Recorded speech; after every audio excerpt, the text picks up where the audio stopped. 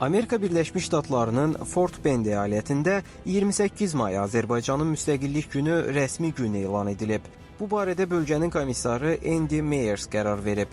Qərar Houstonda 28 may münasibəti ilə təşkil edilən bayram tədbirində açıqlanıb. Bu addım Azərbaycan icmasına verilən yüksək dəyərin və dostluğun nümunəsi kimi qiymətləndirilib.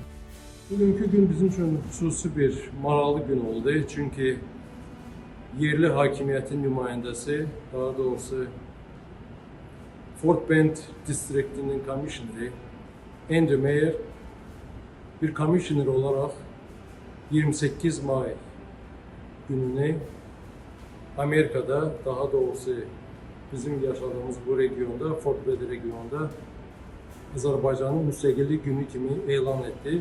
Və bununla da əlaqədar belə bir proclamation sənədi də verdi. Mən bütün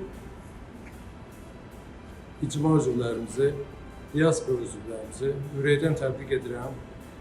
Amerika yerli hökumətinin bizim bu bayramı andırdığına görə və bir daha hamını bayramı təbrik edirəm və bir daha hamıya minnətdaram bizim bu tədbirdə iştirak edildiyinə görə.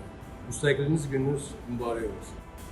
Bayram tədbiri Amerika Birləşmiş Ştatları Azərbaycan İnteqrasiya Mərkəzinin təşkilatçılığı ilə keçirilib. Mərasimdə yerli icma üzvləri, hökumət nümayəndələri və müxtəlif xalqların təmsilçiləri iştirak ediblər.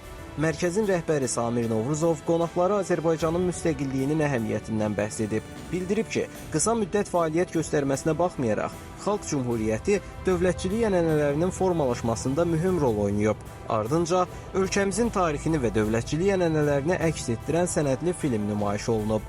Azərbaycanın Amerika Birləşmiş Ştatlarındakı fövqəladə və səlahiyyətli səfiri Xəzər İbrahimin Houston icmasına ünvanladığı video təbrik də böyük maraqla qarşılanıb. Tədbirdə çıxış edənlər 28 mayı Azərbaycan tarixinin ən parlaq səhifələrindən biri kimi dəyərləndiriblər. Qeyd edilib ki, cəmi 23 ay mövcud olan Azərbaycan Xalq Cümhuriyyəti böyük demokratik islahatlar həyata keçirib.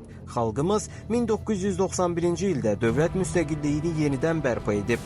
Bu zaman Xalq Cümhuriyyətinin ideallarına söykənərək tarixi varislik üzərində yeni müstəqil Azərbaycan dövlətini qurub.